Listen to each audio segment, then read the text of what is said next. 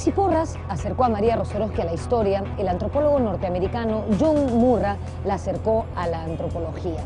Ellos se conocieron aquí, en el Centro de Estudios Histórico-Militares, que queda en la primera cuadra del Paseo Colón. María Rostorowski daba una ponencia sobre pesos y medidas en el mundo andino. Un tema poco desarrollado por entonces, y justamente fue eso lo que llamó la atención del antropólogo norteamericano. Entre ellos creció una bonita amistad que de alguna manera le dio solidez a la formación eminentemente autodidacta de María.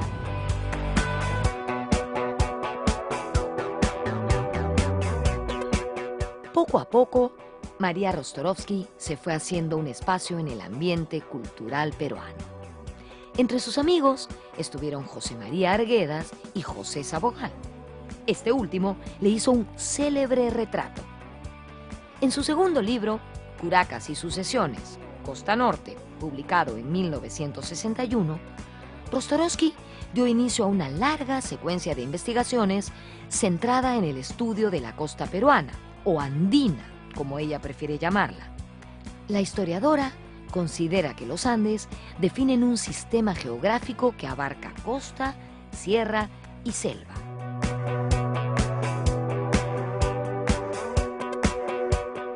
Ella considera que la zona andina, el área andina, no es únicamente la sierra, como se puede pensar equivocadamente, ya que la cordillera ejerce una influencia para ambas vertientes, hacia ambas vertientes de los Andes, ¿no? La costa es también andina, está influenciada no solo geográfica, sino también social e históricamente por las altas montañas, y eso mismo sucede de manera equivalente con la Amazonía.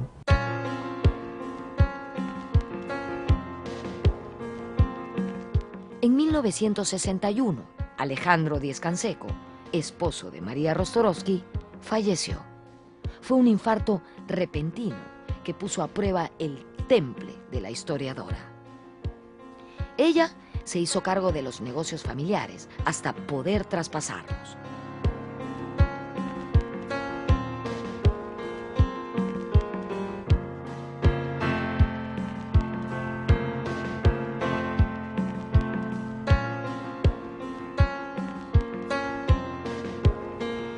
El Instituto de Estudios Peruanos, donde me encuentro en este momento, fue fundado en febrero de 1964 por un grupo de intelectuales extranjeros y peruanos interesados en el desarrollo del estudio de las ciencias sociales en nuestro país.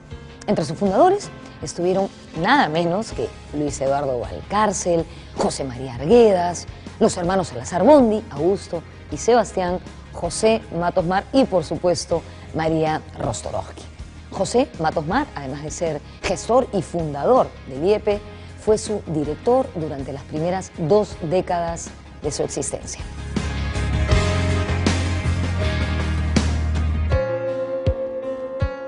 A estas alturas, María Rostorowski era ya una reconocida investigadora. No podía dictar cátedra por no tener estudios superiores formales, pero sus conferencias y charlas eran muy solicitadas. Fue así que le llegó el momento de asumir cargos administrativos. En 1964, el gobierno de Fernando Belaúnde Terry la nombró agregada cultural en Madrid. En la capital de España, ella se dedicó a ayudar a los estudiantes peruanos que residían allí. Además, aprovechó su estadía para establecer nexos académicos. Luego, regresaría a España gracias a una beca de la Fundación Guggenheim. En esa oportunidad, investigaría en el archivo de Sevilla, donde encontró un valioso documento sobre los mercaderes de Chincha. Este hallazgo contaba la historia de los señores del Chinchaysuyo, quienes basaban su riqueza en el intercambio a larga distancia. Tenían un eficiente sistema de balsas y caravanas que les permitía llegar hasta Ecuador y la sierra.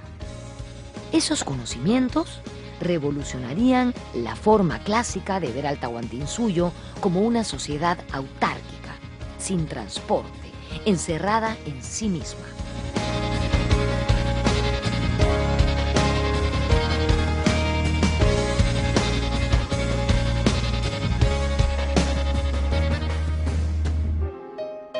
A lo largo de su carrera, María Rostorowski ha ocupado varios cargos importantes relacionados siempre a su quehacer intelectual. Ella fue agregada cultural de la Embajada de Perú en España entre los años 1964 y 1968, y entre 1975 y 1980 fue directora del Museo Nacional de Historia en Pueblo Libre. Hoy se llama Museo Nacional de Arqueología, Antropología e Historia del Perú. Marta Hildebrand, que fue directora del recién inaugurado Instituto Nacional de Cultura, fue quien la propuso para ese cargo.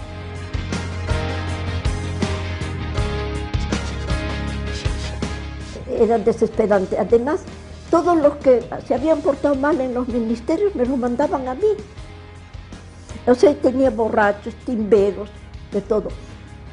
Uno borracho como una uva. Traigo al policía para que conste que está borracho y no lo quitan. Después timbean. Yo estaba aterrada porque pensaba, cualquier día vienen, se roban las condecoraciones, las cosas valiosas, podían robarse.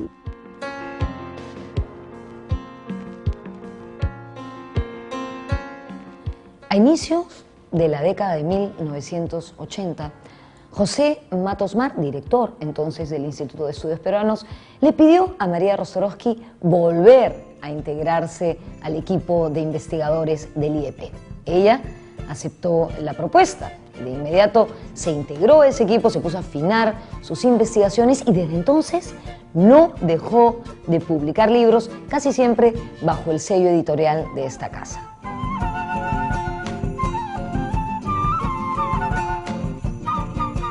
Antes de reintegrarse por completo al IEP, esta institución había publicado sus trabajos Etnia y Sociedad en la Costa Peruana Prehispánica y Señoríos Indígenas de Lima y Canta. Ambos estudios, de un marcado carácter local y regional, permitieron comprender la interrelación social y geográfica que existía entre las etnias de la costa central y del sur del Perú.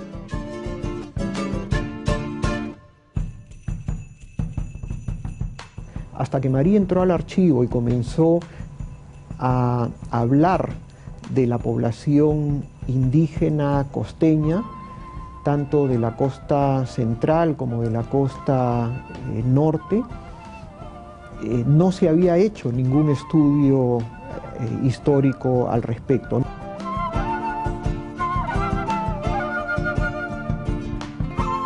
En el IEP, María Rostorowski se sintió siempre muy cómoda. Tenía la tranquilidad necesaria para investigar y escribir. Sus amigos y compañeros cariñosamente la llamaban Marita.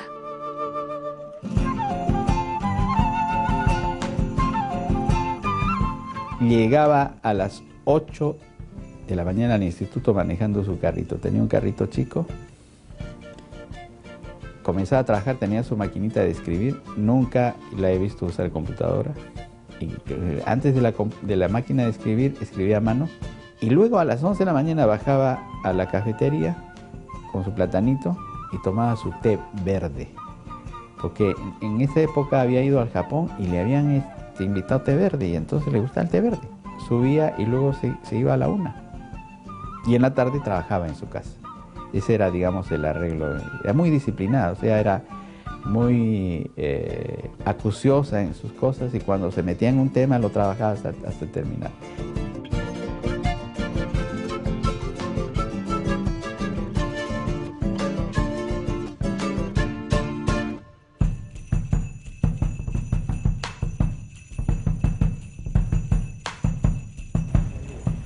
Como dije al inicio de este programa, el libro de ciencias sociales más vendido en el Perú, el bestseller de nuestra historia, es una obra de María Rostorowski, Historia del Tahuantinsuyo. A ella le interesó siempre esta época, este periodo de nuestra historia, probablemente sabiéndose descendiente de madre puneña. De hecho, a María Rostorowski le gusta definirse como una chola polaca.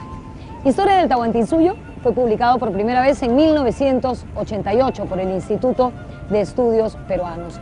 En este texto, María Rostorowski hizo gala de sus dotes como acuciosa investigadora y utilizó una prosa entendible para cualquier tipo de público.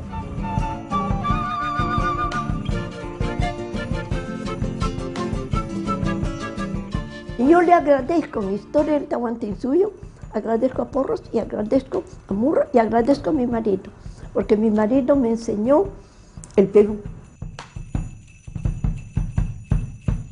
Sí, es un libro que ha sobrepasado los 100.000 ejemplares, entonces es realmente algo increíble. Desmistificó toda la historia del Tahuantinsuyo. Tuvimos que aceptar que el Tahuantinsuyo fue una época histórica del Perú con todas las características de otras culturas, pero que no fue de ninguna manera el paraíso perdido, ¿no?